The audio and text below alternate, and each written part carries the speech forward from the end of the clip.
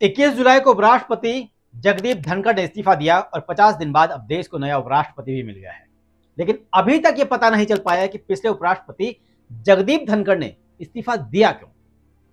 लेकिन इस दौरान कई ऐसे कारण निकलकर सामने आ रहे हैं जिनका जिक्र करना भी जरूरी है, जो भले ही इस्तीफे की वजह न हो, इस्तीफे का ठोस कारण न हो, लेकिन वो घटनाएं हैं जो हुई हैं और जिनका जिक्र इसलिए जरूरी है कि बहुत कुछ बताती है।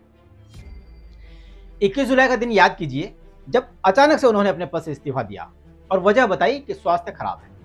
लेकिन क्या वाकई ये असली कारण था? 50 दिन बीत गए और आज भी वो चुप हैं।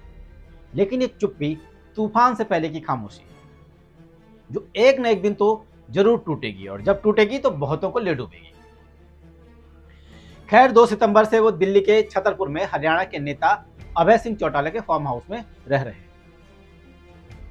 और वो तब तक वही रहेंगे जब तक उन्हें टाइप 8 का सरकारी बंगला नहीं मिल जाता, जिसमें लगभग 3-4 महीने लग सकते हैं। क्योंकि अभय सिंह इंडियन नेशनल लोकदल के नेता हैं, तो उनके फार्म हाउस में रहने का मतलब क्या हो सकता है? क्या यह सिर्फ अस्थायी व्यवस्था है या राजनीति की नई शुरुआत? क्योंकि हरियाणा में जाट राजनीति ही चलती है और धनखड़ भी जाट है और अभय सिंह चौटाला का भी जाट समाज में अच्छा खासा असर है। ऐसे में यह सवाल भी उठ रहा है कि चौटाला और धनखड़ के बीच भी कुछ न कुछ पक रहा है जो आने वाली राजनीति में दिख सकता है। इसके तर कुछ खुशफुसाहटें और चल रही हैं। जैसे 21 जुलाई को ही धनखड़ को 2 ऑप्शन दिए गए थे। पहला, या तो खुद इस्तीफा दे दो और दूसरा, या तो नो कॉन्फिडेंस मोशन का सामना करो। यानी वो इस्तीफा नहीं देते तो उन्हें सदन में अपमानजनक स्थिति का सामना करना पड़ता।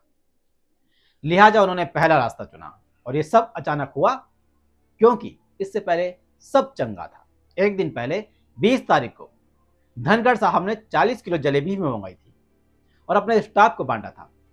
अगर उनको जरा भी इस्तीफे का अंदेशा होता तो क्या वो ऐसा करते? शायद नहीं।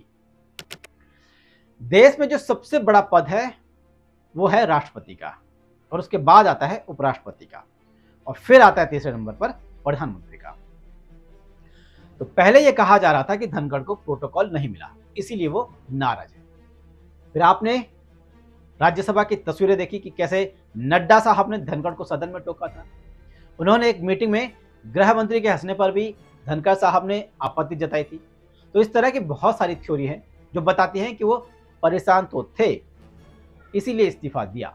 लेकिन ये सब गलत है क्योंकि ये मनमुटाव की वजह हो सकती है, लेकिन अचानक इस्तीफे की नहीं। खैर, देश को भले ही नया उपराष्ट्रपति मिल गया हो, मगर पुराने उपराष्ट्रपति के इस्तीफे का रहस्य अभी भी बरकरार है और सब इंतजार में हैं कि कब धनखड़ साहब मीडिया में आए और वजह बताएं। फिलहाल ये भी है कि क्या धनखड़ अब राजनीति से संन्यास तो नहीं ले लेंगे? ये भी एक कयास है और लगा भी सकते हैं। खैर, जो भी हो, जगदीप धनखड़ की कहानी सिर्फ एक इस्तीफा नहीं है। ये सत्ता, सम्मान, रिश्तों और राजनीति की उलझनों का एक बड़ा खेल है और ये किस्सा अभी खत्म नहीं हुआ है। अब तो ये कहानी शुरू हुई है और अब नया खेल शुरू होने वाला है।